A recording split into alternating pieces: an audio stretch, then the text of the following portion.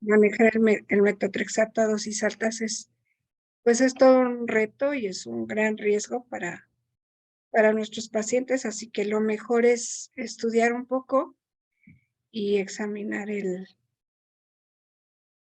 panorama para darles mejor atención, ¿vale? Voy a compartir mi pantalla. Y bueno, hoy no hay presentación porque pues ya nos conocemos. Y ahí está. Me dicen si ya ven mi pantalla. Ya se ve, Sandy. Ok, ahora lo pongo completo. Soy nueva en esta aplicación. Ya está ahí, ¿verdad? Ok. Muy bien. Pues vamos a dar inicio. Esto es una revisión principalmente de dos artículos que me parecieron muy interesantes y bueno, de algunas experiencias que me han tocado a lo largo de algunos años de práctica.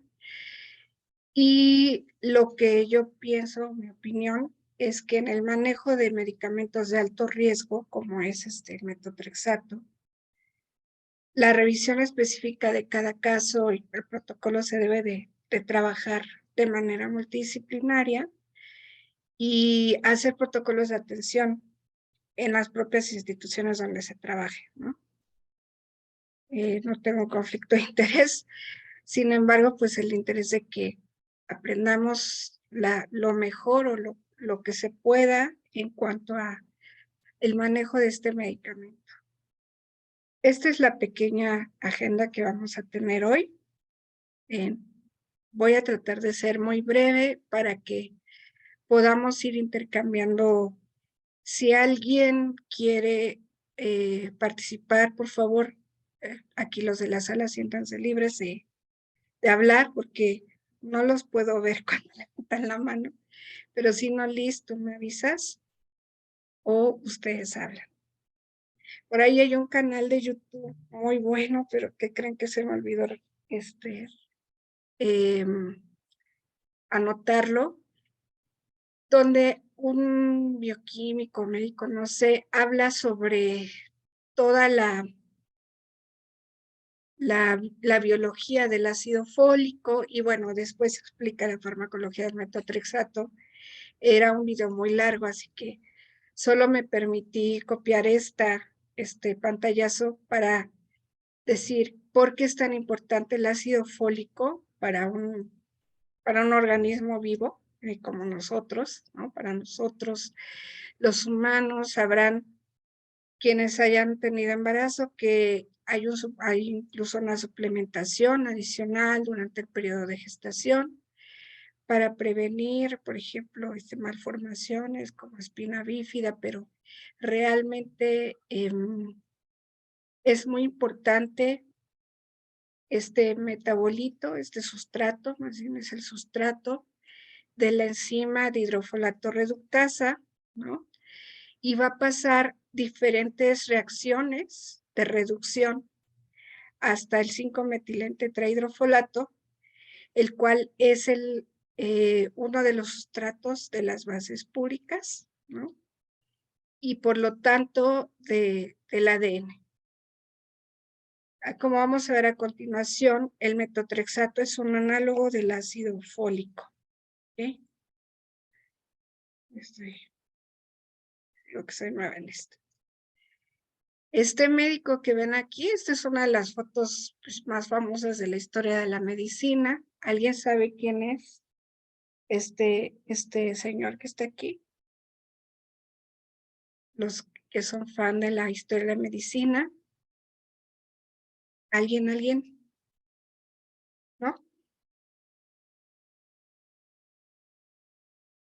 Ahí pónganme en el chat. Necesito saber que no los estoy durmiendo con esta voz de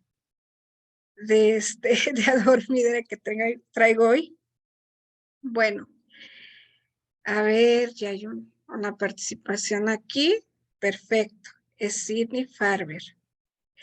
Este doctor que estaba cansado era un patólogo clínico, pero que veía pediatría. Estaba cansado de revisar esas autopsias o esos informes donde, pues, ¿por qué se morían tantos niños, no? De leucemia. Se cansó y pensó, a ver, si es un análogo, la aminopterina. Había antes de la aminopterina, que es el abuelito, por decir así, del metotrexato, de este compuesto químico. Él observó que al haber algo análogo al ácido fólico, erróneamente, la primera vez fue un fracaso, su hipótesis, pensó, pues si tiene que ver con el metabolismo del ácido fólico, vamos a ponerlo, ¿no? Pero era totalmente lo que hizo fue alimentar a las células leucémicas, porque prácticamente les estaba dando ácido fólico. Entonces, en la primera serie de trabajo que quiso hacer, pues le salió peor la situación, se exacerbaron los episodios de leucemia y se aceleró la fase blástica que le llamamos, ¿no? La leucemia linfoblástica aguda. Después, ya verificando su hipótesis, obviamente en ese tiempo no había nada de que tenías que hacer un ensayo clínico y que está prohibido en niños. O sea, estamos hablando de 1940 y algo, cuando él empezó a hacer sus observaciones. Y entonces al bioquímico Yela Prada Subarou le dijo, bueno, a ver, ¿ahora qué estás haciendo? ¿No?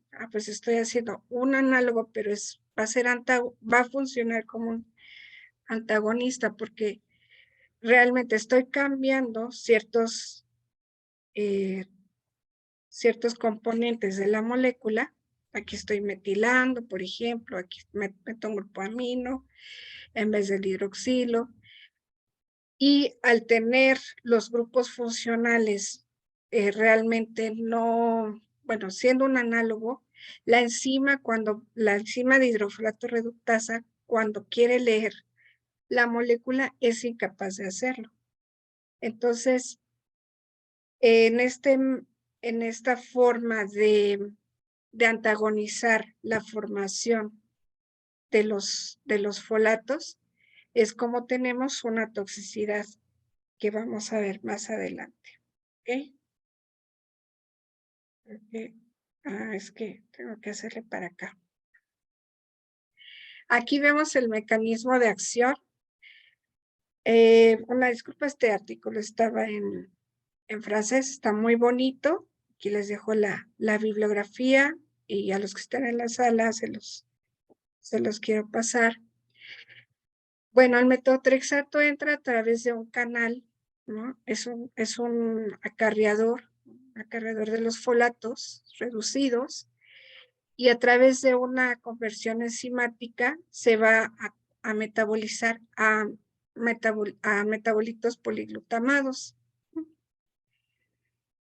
Estos metabolitos van a inhibir la función de la dihidrofolato reductasa, dando al ciclo de los folatos o impidiendo que se siga el ciclo de los folatos, y también va a inhibir a otra enzima,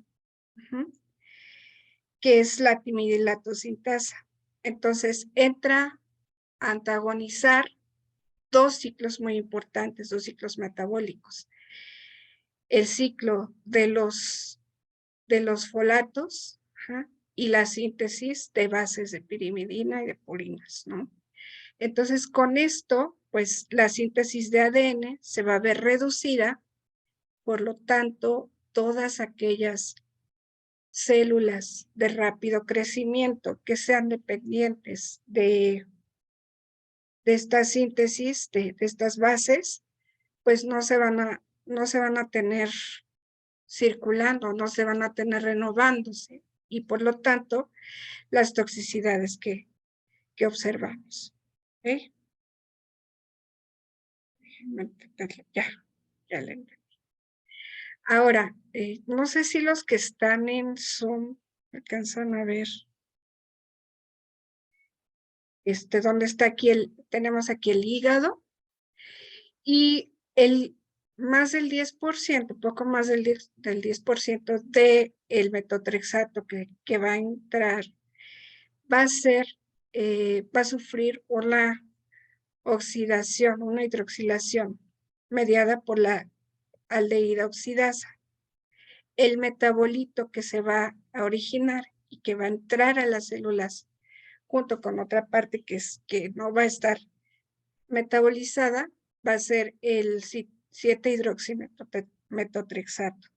Ambos componentes van a entrar a través del mismo acarreador intracelularmente, pero aquí vamos a ver que la eliminación se va a dar a través de diferentes canales. Estas son algunas moléculas de cassette o de otro tipo que van a estar excretando, ¿no? Sacando la excreción es mucho mayor componente renal, ¿no? Por filtración glomerular hasta un 60% y por secreción tubular del 25 al 30%. Entonces, en las células del túbulo proximal, ¿no? Va a tener lugar esta parte de la excreción. O sea, va a entrar el metotrexato o el 7-hidroximetotrexato y se va a sacar. ¿Por qué es importante saberse? Bueno, no nos los vamos a aprender, pero hay algunas enzimas que pueden estar transformadas y que pueden contribuir a la toxicidad, ¿no? del metotrexato, porque no funcionan bien sacando el metotrexato. Y ahorita vamos a ver algo muy importante a nivel de la célula del túbulo proximal, que es algo que tenemos que cuidar muchísimo. Y a nivel del hepatocito, pues va a haber una secreción biliar de un 8 al 20%. O sea, tiene una circulación hepática y entonces también ahí podemos hacer algo cuando tenemos casos de intoxicación. Entonces, solo para recordar un poquito esta farmacología en cuanto a la biotransformación y en la eliminación. Por eso es muy importante aquí saber que la filtración, la excreción renal es de las principales para el éxito o fracaso de la terapia, ¿no? ¿Qué pasa si sacamos demasiado? Pues no tenemos niveles, o si no tenemos muy buena excreción renal, lo que va a pasar es que el paciente se nos va a intoxicar, ¿ok? Página siguiente. Ok. Ahora, entonces hay que buscar, hay situaciones especiales en las que la redistribución puede sufrir. Puede haber un fenómeno de redistribución. ¿Alguien sabe cuál podría ser? ¿Una idea? Porque la ficha técnica del medicamento nos dice, tienes que hacer esto antes de administrar el metotrexato. Bueno, se dice los líquidos del tercer espacio, por ejemplo, si hubiese líquido de ascitis o líquido de fusión pleural, tendríamos que o drenar o considerar esta situación. ¿Por qué? Porque cuando nosotros damos metotrexato a dosis altas, debe de haber una pauta de medición de niveles. Y cuando tenemos situaciones especiales como esto, ¿qué va a pasar? Que una parte vamos a tener un falso negativo, es decir, vamos a ver que tenemos niveles bajos en plasma, en sangre, y vamos a pensar que no hay peligro, que todo está bien y que no hay que rescatar a ciertas dosis a nuestro paciente. Ahorita vamos a hablar del rescate. Entonces, es importante en la distribución pensar las situaciones especiales que pueden afectar esta situación, ¿no? Y se dice que la eliminación tardía del metotrexato puede definirse por niveles superiores a 10 micromoles por litro a las 24 horas. O sea, es decir, terminando la infusión tengo 10 micromoles por litro o más. Entonces ya estamos hablando de que el paciente va a desarrollar una toxicidad importante, 1 micromol a las 48 horas o 0.1 micromoles a las 72 horas. Lo ideal es tener, pues como, por ejemplo, a las 72 horas ya tener 0.05 micromoles por litro. Es cuando nos dicen ya deja de rescatar al paciente, ¿no? Pero entonces es importante, pues sí sabernos estos niveles para poder tenerlos en la mira para cuando tengamos o podamos revisar los laboratorios de nuestro paciente, saber, ¿no?, que ya es momento de rescatar. A veces pudiese ser que, bueno, ahorita vamos a hablar de situaciones clínicas en las que podemos cometer errores, ¿no? ¿Por qué puse esta lámina? Porque lo que les comentaba, habrá algunas variaciones genéticas en las cuales o bien algunas enzimas pueden favorecer o pueden cambiar el metabolismo del metotrexato, ¿sí? Siendo en cuanto al transporte o siendo a la transformación, que pueda transformar mayor cantidad de metotrexato en sus metabolitos poliglutamados, ¿no? O bien pudiera presentarse mayor o menor cantidad de esta enzima. Entonces, esto va a determinar la cantidad, esto es dosis dependiente, todo lo que entra en estos ciclos va a mayor cantidad de metotrexato o de su metabolito, o de su, perdón, de su derivado poliglutamado, se va a inhibir mayor cantidad de enzimas y por lo tanto, pues se va a tener menor producción de los precursores de las bases, ¿no? Entonces, sí es dosis dependiente y la farmacogenética juega un papel muy importante actualmente. A veces tenemos pacientes de primera vez que no sabemos cómo se van a comportar y ya hay en la actualidad algunos ensayos que hablan de que si tú tomas niveles en la primera hora, ya pues hay modelos predictivos, ¿no? Modelos farmacocinéticos que nos pueden decir, o sea, no te esperes 24 horas para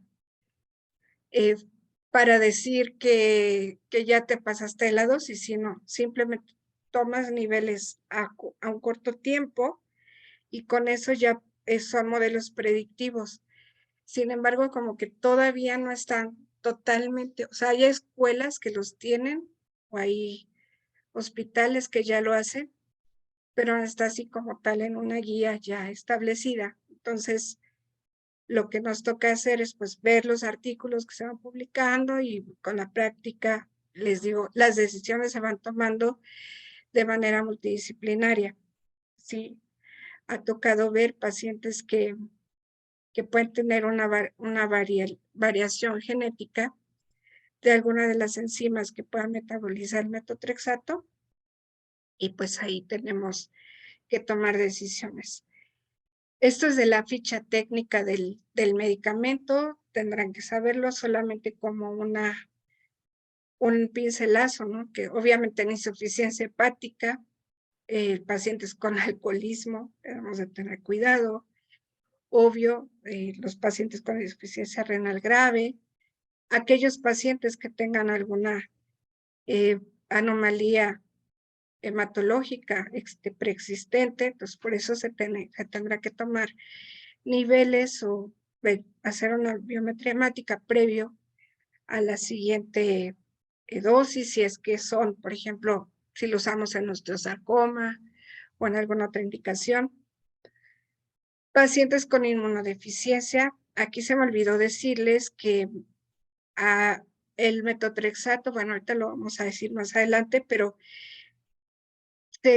algunos mecanismos de acción que se van por el lado de me voy a ir para atrás, ¿no? por el lado de la adenosina, que para producir más adenosina va a funcionar como inmunomodulador. Entonces, por eso a dosis bajas, el metotrexato se puede utilizar como un inmunosupresor o un inmunomodulador en algunas condiciones. Y bueno, obviamente casos como infecciones graves, si hay previa estomatitis, obviamente al ser un fármaco genotóxico, no se debe de usar en la lactancia, y cuando el paciente pues tiene vacunación, todos estos parámetros deben de verse con detenimiento. Como ya había comentado, el metotrexato como antineoplásico se puede utilizar en una gran variedad de padecimientos, sobre todo en la leucemia linfoblástica aguda. Lo utilizamos a diferentes dosis. Ahorita vamos a ver unos ejemplos. En algunos tipos de linfoma no Hodgkin, en el osteosarcoma es muy usual tenerlo a dosis altas. Yo creo que las dosis más altas se dan en osteosarcoma. Si alguien no me deja mentir. Los tumores del sistema nervioso central también podemos llegarlos a utilizar. Y también en profilaxis y tratamiento del sistema nervioso central en patologías como la leucemia linfoblástica aguda o linfoma no Hodgkin, ¿no? Así que podríamos verlo desde dosis de 12 miligramos, que es la mínima que yo he podido ver de manera intratecal, hasta los 12 gramos por metro cuadrado, con una dosis total que es a los 20 gramos, o sea, dar más de 20 gramos de metotrexato, pues me parece que ya es demasiado. Y, o sea, la limitante, ¿no? 12 gramos por metro cuadrado con limitante a 20 gramos, por ejemplo, en osteosarcoma. Y como inmunosupresor en algunas patologías como la artritis reumatoide. Aquí recordar que las dosis en artritis reumatoide son semanales. Se han dado casos de toxicidad o pues intoxicación porque hay personas que piensan que no leen bien las instrucciones o no tienen la suficiente educación o no hay alertas en las cajas del uso que no es diario. O sea, por lo general la gente piensa, tengo una caja de tabletas o cápsulas, lo que sea, pues por lo general son comprimidos, tabletas comprimidas, en la cual el paciente lo va a ingerir, pero piensa que es dosis diaria y finalmente es una dosis semanal. Entonces, aquí tenemos algunos ejemplos de esquemas que a lo largo del tiempo pues se pueden ir, claro, modificando, ¿verdad? Por ejemplo, la leucemia linfoblástica aguda pueden ir dosis desde 100 miligramos por metro cuadrado en bolo y después 500 miligramos por metro cuadrado por hora, para una infusión de 4 horas, perdón. Y aquí en esta columna, bueno, aquí son algunos ejemplos de esquemas. Y aquí la dosis de rescate leucorin, de la cual hablaremos más adelante. Y los tiempos de inicio de la primera dosis de leucovorin una vez de que haya empezado el metotrexato. Hay quienes dicen a los tantas horas de haber iniciado o de haber terminado. Entonces, también con el lenguaje hay que tener cuidado, y lo digo para nuestros médicos, que a veces sí podemos confundirnos como farmacéuticos cuando un médico me dice, después de terminado o después de iniciar la infusión. Lo que se me debe hacer raro es que casi nunca me van a decir rescata al paciente después de 40 y tantas horas. O sea, eso es prácticamente estamos rescatando hacia las 36 horas, o sea, 12 horas después de haber terminado la infusión o a las 36 horas de haber iniciado, ¿no? Entonces aquí es importante, pero ahorita lo vamos a discutir más. Lo que quería yo con esta lámina es decir, bueno, mira, en la leucemia linfoblástica aguda hay diferentes esquemas, diferentes maneras de darlos dependiendo de la edad del paciente. Y bueno, esto tiene que ver con los ensayos clínicos, pero es algo común ver, por ejemplo, de 3 a 5 gramos por metro cuadrado. ¿Por qué dan 3? ¿Por qué dan 5? Bueno, el riesgo de recaída de la leucemia que tenga mi paciente, entonces eso va a determinar la dosis a administrar, ¿no? Y habrá escuelas o pautas, por ejemplo, yo creo que esto es lo más usual que verán, por ejemplo, este esquema de 3 o 5 gramos por metro cuadrado para 24 horas y el rescate a 15 miligramos por metro cuadrado cada 6 horas, guiado por farmacocinética hasta que los niveles sean 0.1 micromoles por litro. Digo, los médicos con los que yo usualmente trabajaba era llevarlos hasta 0.05 y el tiempo es a las 12 horas después de haber terminado la infusión, ¿no? O sea, a las 36 horas. Entonces, este esquema es el que más reconozco de todos, pero bueno, podrá haber aquí alguno de 2 gramos para el de riesgo bajo, y estos los usamos para consolidar o en algún esquema de inducción, ¿no? Más bien es consolidación. Y luego también a dosis bajas, en un esquema de mantenimiento, lo podemos llevar a dosis bajas, pero hoy no vamos a hablar de dosis bajas de metotrexato, sí de las dosis altas, ¿ok? Y vean las dosis en osteosarcoma, lo que les comentaba, ¿no? Puede ir desde los 8 gramos hasta los 12 gramos, con un máximo de 20 gramos, por ejemplo, Fuchs sí lo determina, máximo de 20 gramos. Y bueno, lo usual en osteosarcoma es que lo demos a 12 gramos. Algunos estudios no especifican la duración de la dosis y sí nos especifican el rescate. Como ven, aquí el rescate tendrá que iniciar antes. ¿Por qué? Porque la dosis que estamos dando es mucho mayor, ¿no? En osteosarcoma, al parecer, no vamos a rescatar al paciente a las 36 horas, sino imagínense cuántas dosis ya, cuántas células ya están como intoxicadas con metotrexato, porque realmente, literal, las estamos intoxicando, ¿ok? Muy bien. Y el linfoma no Hodgkin, las dosis son mucho menores, ¿no? Con una dosis como de impregnación de 200 miligramos por media hora y después, o sea, la dosis es de 1 gramo, pero está dividida y la dosis es de 800 miligramos por metro cuadrado para 23 horas, para un total de 24 horas. Y es como un poco más estándar cómo los voy al menos en estos 3 ensayos que terminan, ¿no? 50 miligramos para una sesión, IV y luego 15 miligramos oral cada 6 horas hasta que las concentraciones de metotrexato se definan a 0.05 y ellos rescatan a las 36 horas de haber iniciado el metotrexato. Aquí como que está más homogéneo. Lo que nos vuelve locos, bueno, a mí me volvió a locar a lo de la leucemia, ¿no? Y cuando yo decía, ¿y por qué? Pues sí, era lógico, porque el metotrexato a dosis altas en osteosarcoma se rescataba antes que la otra. Pues sí, ahora que lo veo, pues era por eso, ¿no? Entonces, y el linfoma del sistema nervioso central primario, pues también damos dosis altas, ¿no?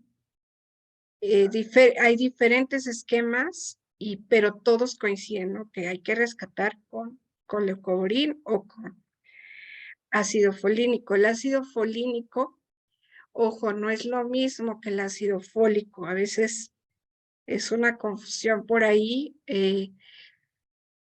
El ácido folínico es la forma reducida del ácido fólico, porque imagínense, si yo estuviera esperando cuando ha habido desabasto, ¿no? Algunos proveedores te decían, no, pero pues es que tengo el otro, el ácido fólico. No, a ver, el ácido folínico yo lo quiero porque ya está disponible para poder entrar a inhibir competitivamente al metotrexato. El ácido fólico lo tengo que transformar, imagínense, ¿no? Entonces, pues, obviamente no es lo mismo. La toxicidad del metotrexato a dosis altas, como sabemos, genotóxico, por eso pues el DNA. Y bueno, vamos a hablar de que la más frecuente, en más del 40% de los casos, es la mielotoxicidad. Aquí tendremos que hablar del manejo de prevención de infecciones. A ver, alguien que me quiera dar una idea o que nos quiera compartir una práctica de manejo de prevención de infecciones en su hospital, en su clínica, o qué sé, ¿qué les da la idea de eso, de prevención de infecciones? ¿Qué tendríamos que hacer con un paciente que entra a dosis altas y que sé que le va a dar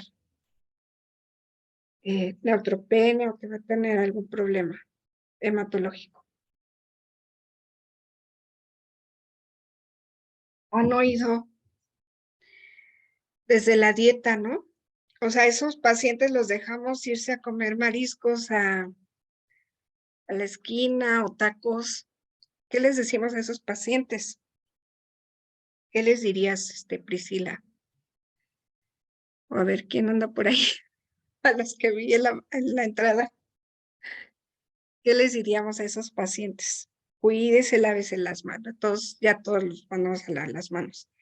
¿Qué otra cosa le diríamos? ¿Cómo lo mandamos a su casa cuando ya recibe el tratamiento? Ahí, coma lo que quiera, haga lo que quiera, salga, ¿no? ¿Verdad? Les damos una serie de recomendaciones, ¿no? Desde la dieta baja en bacterias, ¿qué es la dieta baja en bacterias? Por ejemplo, todo va a ser cocido, asado, nada crudo. A veces pensamos, no, pues es que la verdura cruda es muy buena, o cualquier fruta, ¿no? Tiene que ser, todo tiene que ser pasado, o sea, por una inactivación de cualquier. Si decimos que no vamos a recibir vacunas, pues tampoco las vacunas, ¿no? De la calle. Le decía por ahí, evitar lugares concurridos, muy bien. Aislamiento, no visitas. Gracias, Pris. Uso de cubrebocas a quienes se encuentren enfermos en su casa. Claro.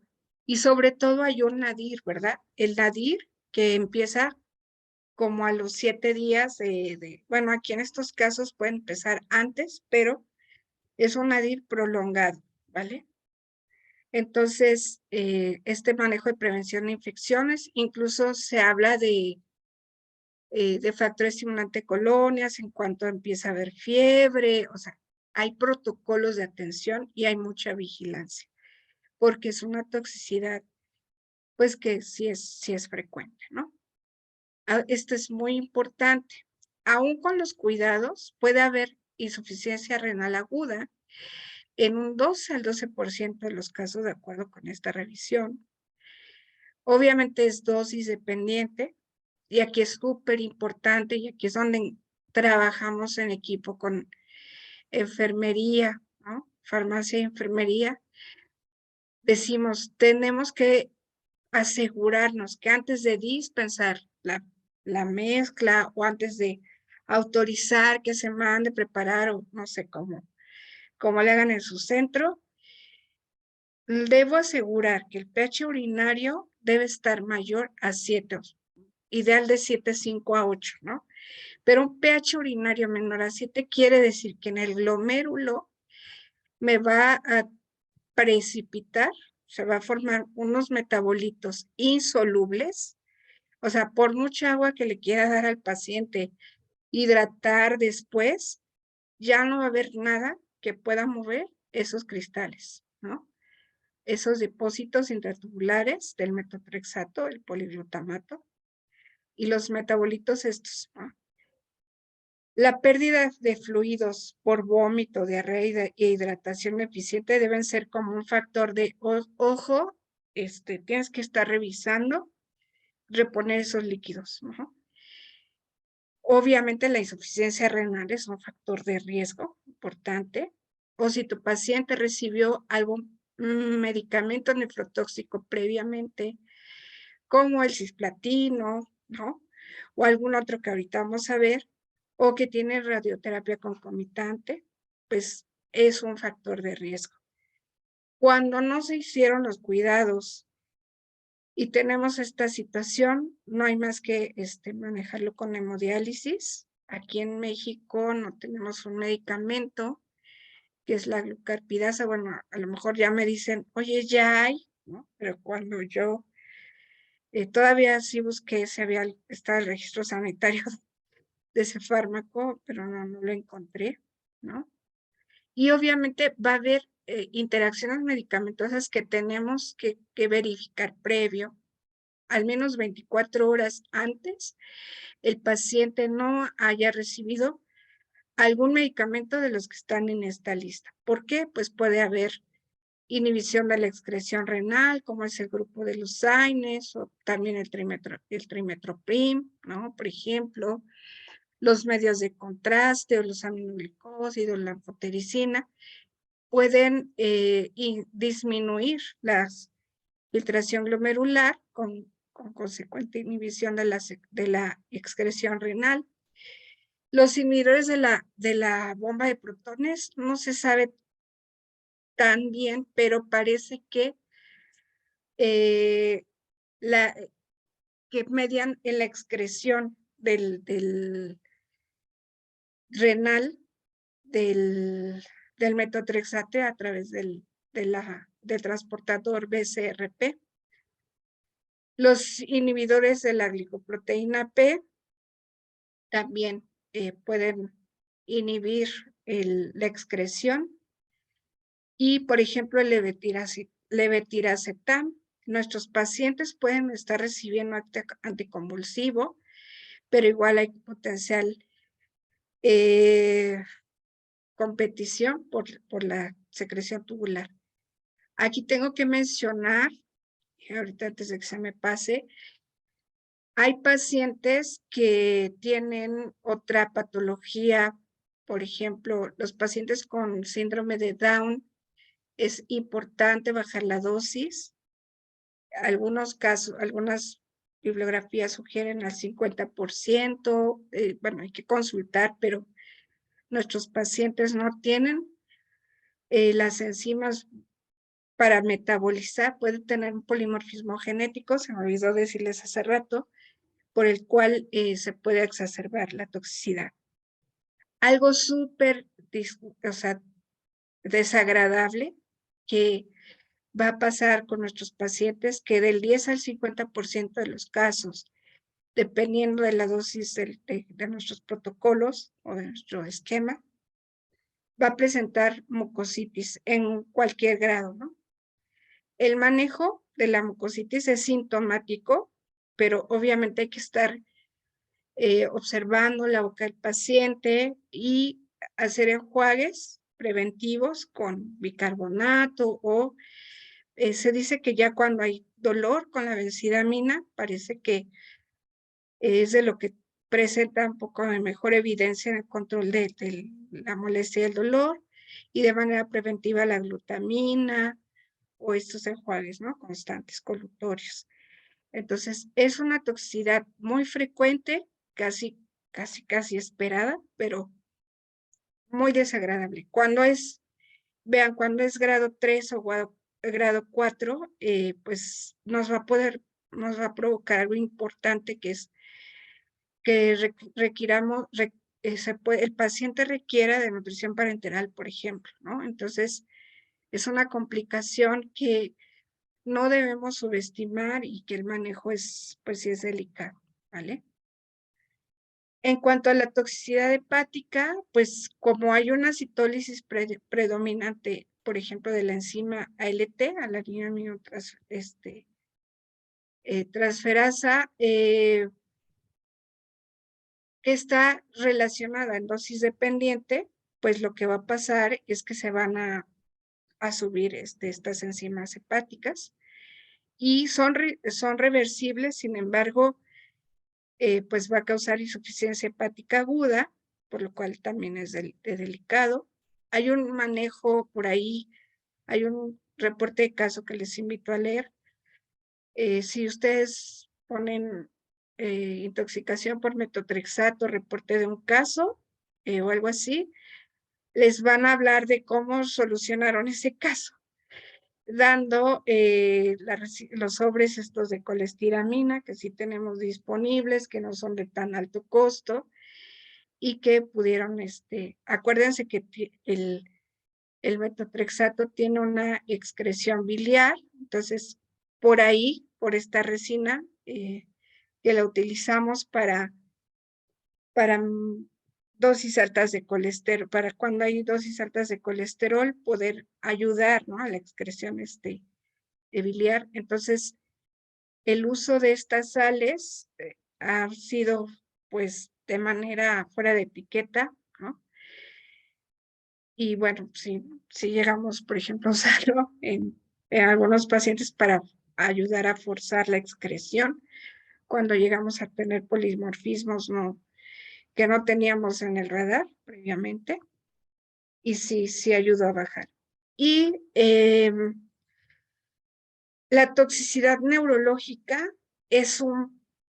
no es tan alta, pero sí es muy importante cuando se presenta porque, fíjense, consiste en cambios de comportamiento, alteraciones en la atención y en formas más graves por alteraciones de la conciencia, afasia, anomalías sensoriomotoras y bueno, pues entonces incluso anomalías convulsivas. Una ceguera cortical, ¿qué es una ceguera cortical? Es algo que no se presenta en el globo ocular, sino que viene de esta parte del cerebro que es transitoria, pero imagínense los papás de estos pobres niños, ¿no? Dicen, oye, mi hijo no ve o tiene crisis convulsivas. Entonces, es una toxicidad afortunadamente no tan frecuente, pero cuando se presenta sí es de muy difícil manejo, ¿verdad? Bueno, entonces ya hablamos a grandes rasgos de esto. Digo, es una hora, es muy poco tiempo para hablar, pero realmente era importante tratar de resumir tanta información y bueno, vamos hacia la prevención, ¿no?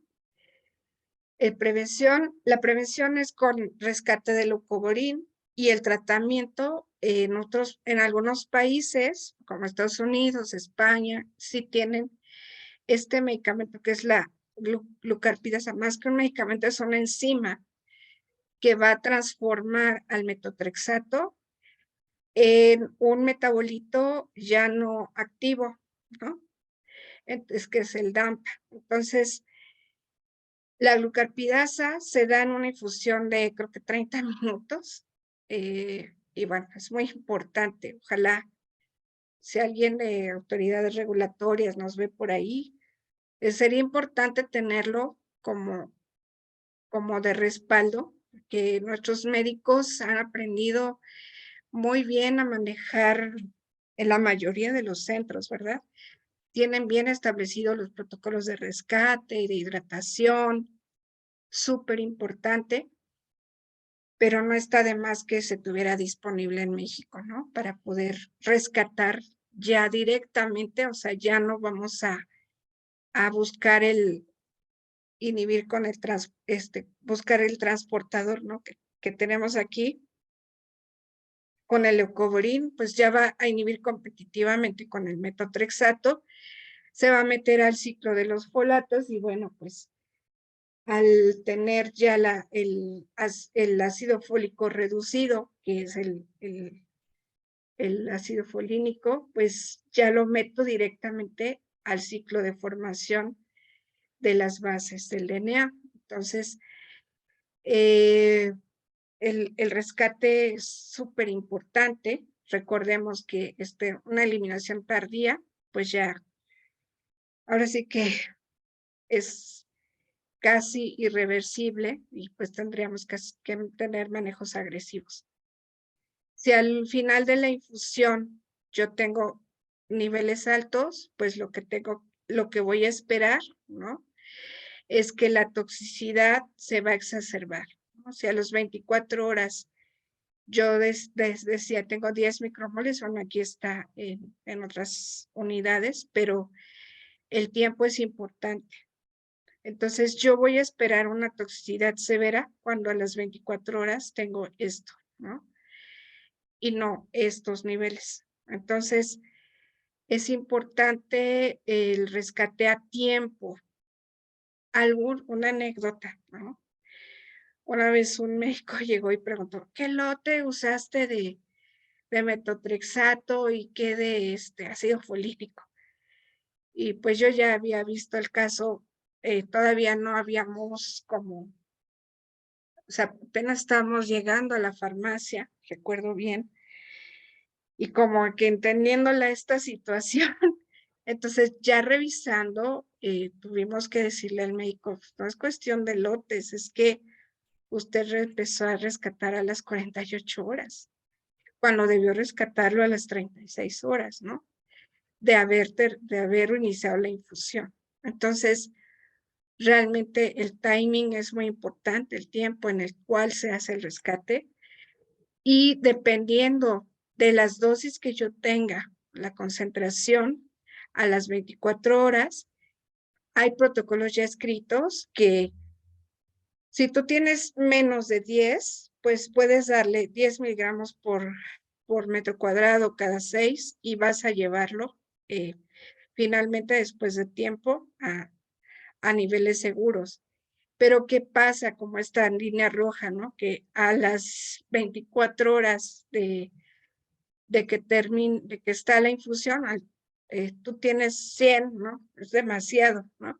Le tendrías que dar 1000 miligramos por metro cuadrado. Yo creo que eso nunca lo he visto, pero imagínense. Además, la ampolleta hablando, ¿no? Farmacoeconómicamente, la ampolleta de ácido folínico no es tan, bueno, que yo recuerde, o sea, para dar tantas dosis, si tú haces la cuenta, te cuesta menos monitorizar al final que estar rescatando a dosis altas a un paciente por mucho tiempo. Entonces, es muy importante esta monitorización farmacocinética. Yo sé que habrá hospitales que aún no tengan esta determinación. No sé, si hacemos una encuesta aquí, de los que estamos, o el Facebook, que alguien me ayude a ver qué dicen en el Facebook, si ya la mayoría de nuestros hospitales cuentan, digo, el hospital donde yo estuve, pues puede ser que no represente la realidad nacional, ¿no? Ahí teníamos pues prácticamente todo, teníamos ácido folínico, teníamos todo, cómo determinar los niveles, pero yo recuerdo que alguien un día me dijo, oye, Sandy, pero nosotros no sabíamos ni cuánto, porque ni siquiera le mandaban a hacer niveles al paciente. Y dije, ¿cómo es posible? Y sí, en uno de los artículos menciona, bueno, al menos los del artículo decían, por ejemplo, en ciertas clínicas de Brasil o donde ellos yo creo que estuvieron, por cierto, conozco al doctor Donald Harvey, que decían, pues hay ciertos lugares donde no hay, y entonces ellos cómo monitorizan, pues por la excreción urinaria, o sea que miden, van cuantificando orina, van revisando mucositis, y eso es todo lo que tienen, como para ir predefiniendo si el paciente va a necesitar más rescate o no, imagínense. Entonces somos en muchos lugares afortunados, y donde no lo tiene, pues impulsen a que al menos se tenga la determinación a las 24 horas para que, ya no digo, ay, vayamos haciendo la gráfica y muy bonita, sino al menos saber la dosis de rescate, ¿no? Y por eso es que algunos de ustedes a veces me preguntan, oye, pero es que ¿por qué son tan variables esas dosis? Pues justo por los niveles que pueden tener al final de la infusión. Entonces ahí, dependiendo de la escuela donde esté el médico, de su experiencia, entonces él irá tomando estas decisiones para hacer ese rescate. Y bueno, lo que quisiera resaltar esta noche es que se lleven como la tarea de aprenderse esto, ¿no? De que la insuficiencia renal aguda sí es prevenible, o sea, siempre y cuando sepamos esto, que el metotrexato y sus metabolitos, como el 7-hidroximetotrexato, ¿no? Y el DAMPA son poco solubles en un pH ácido, ¿no?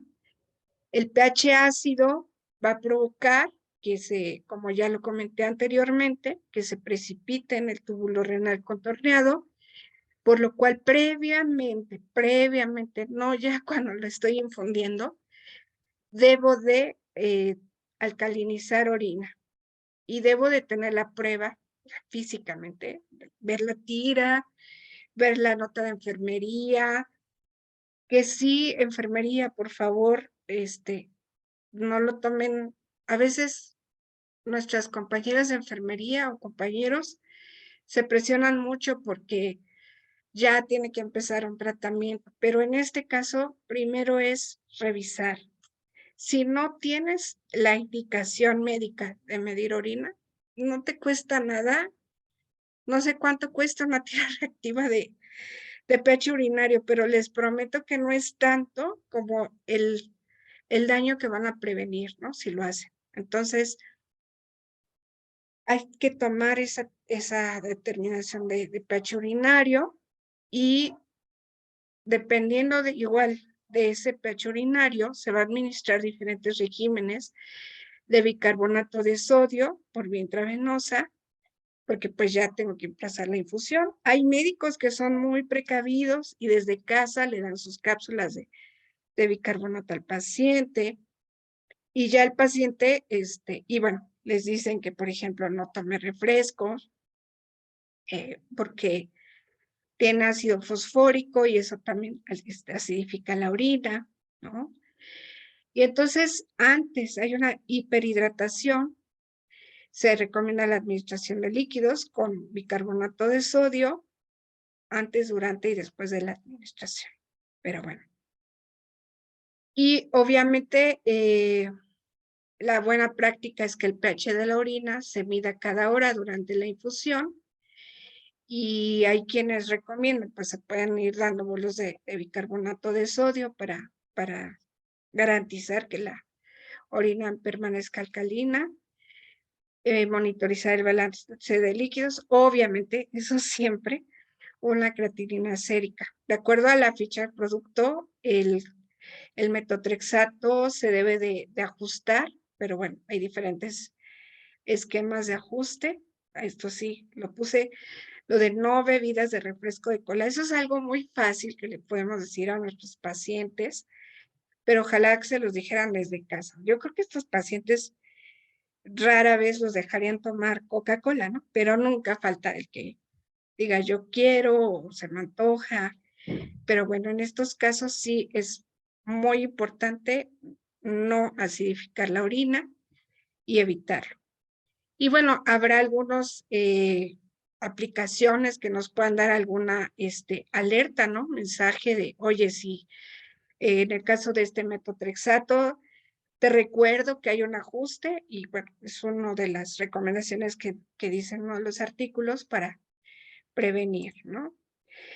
Ya como conclusiones, si no es que no hay algún comentario, podemos decir que las dosis altas de metotrexato se pueden administrar de forma segura a pacientes con función renal normal, mediante hiperhidratación, alcalinización de la orina y rescate con ácido folínico guiado por farmacocinética.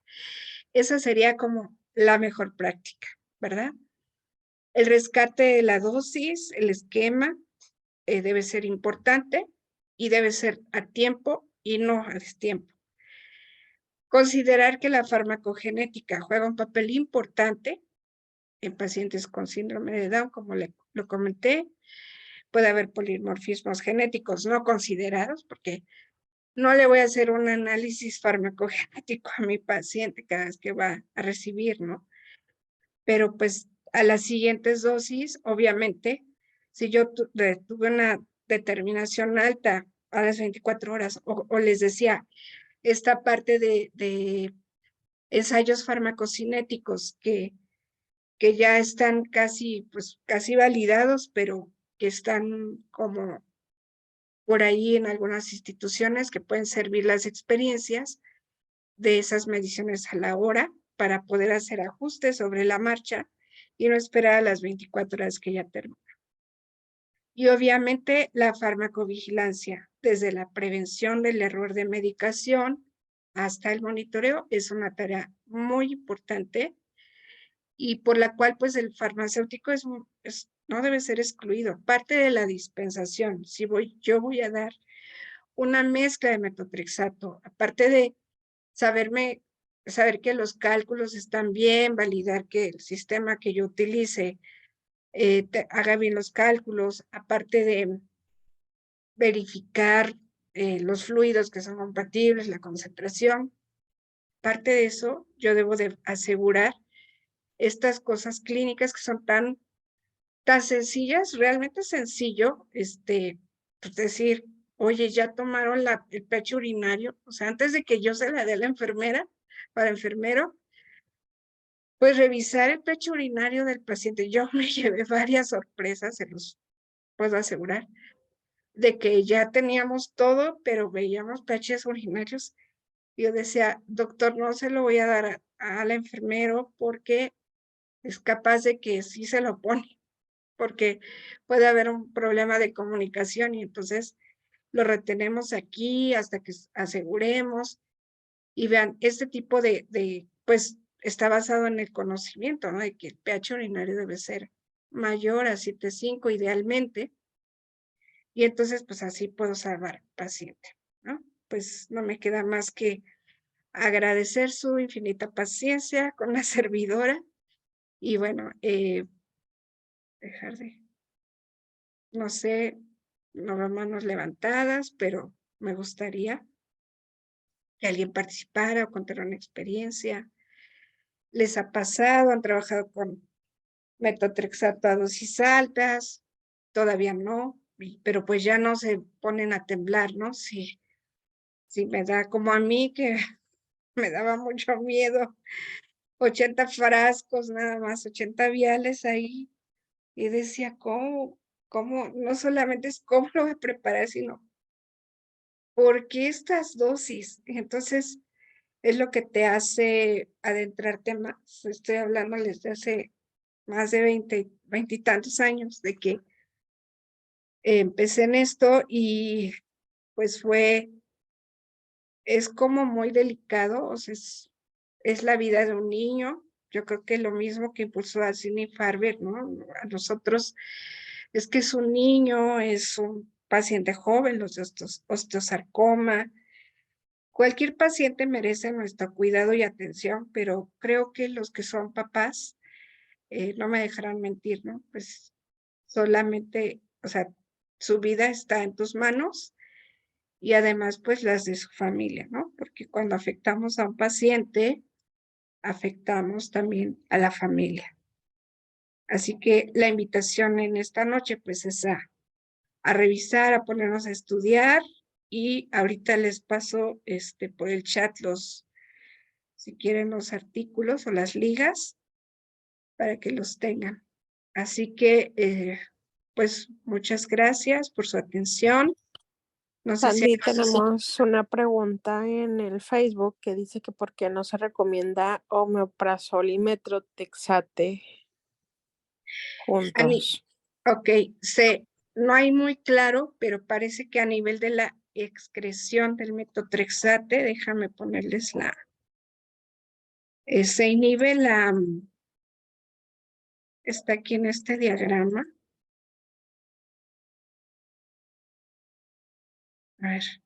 Uy, yo me acuerdo cuando oí eso por primera vez en un congreso y dije, ¿cómo no? Y sí le sube.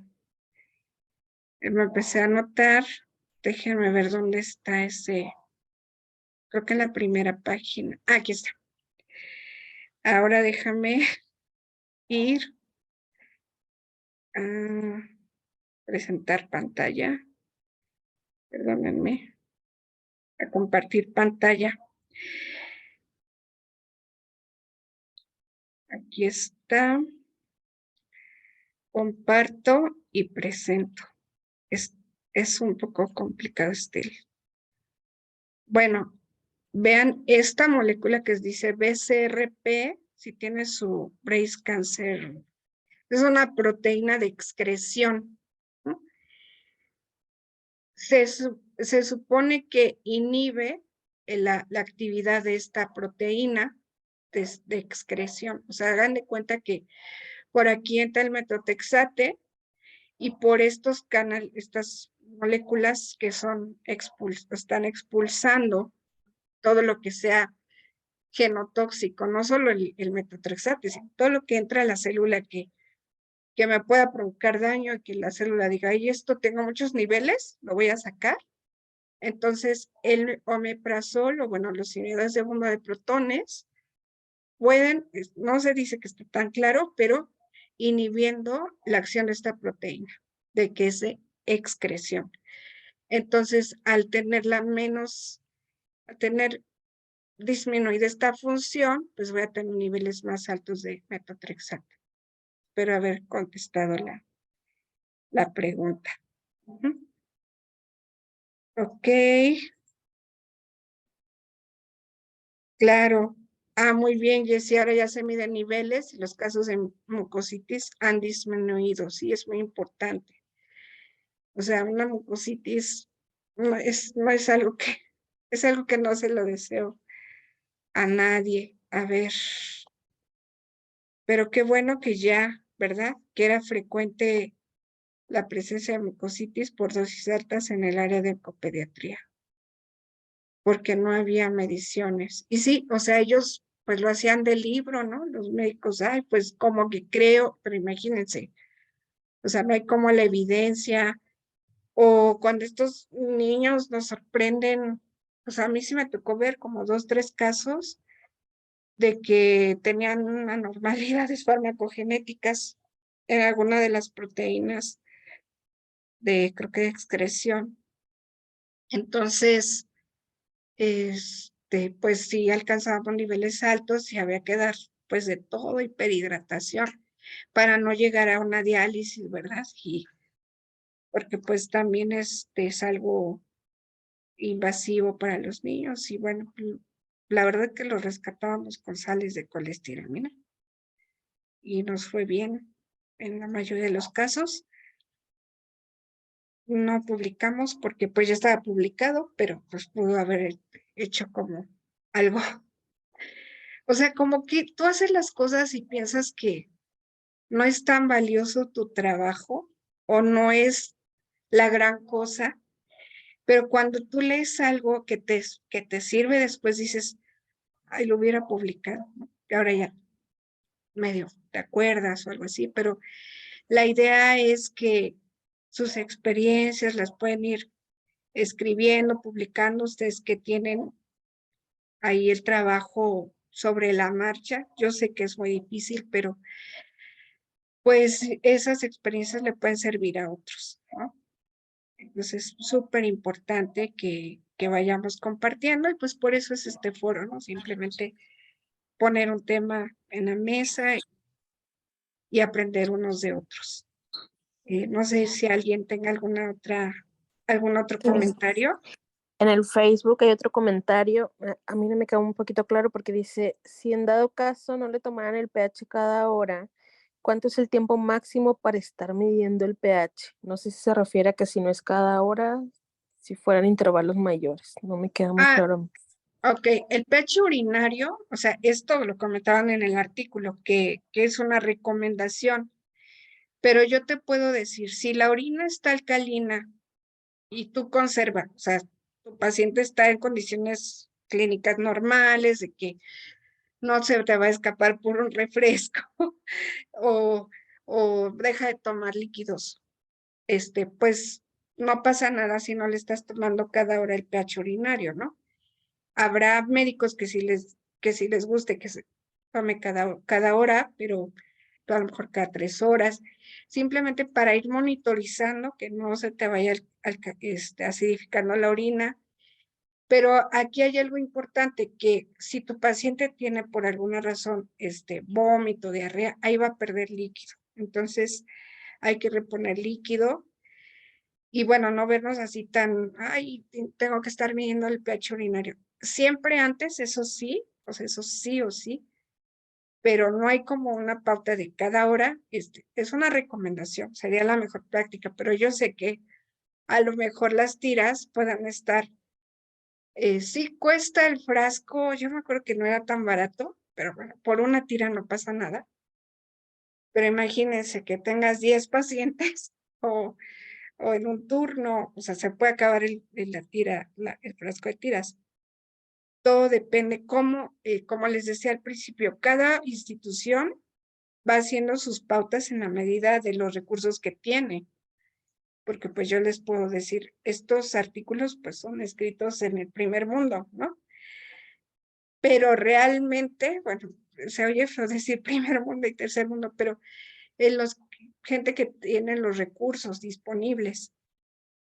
Pero qué tal que ustedes van documentando la experiencia, que dices, bueno, no tengo que medir el pH urinario cada hora, pero lo mido cada 4 horas y voy haciendo con balance de líquidos, todo esto que tan maravillosamente hacen los compañeros de enfermería.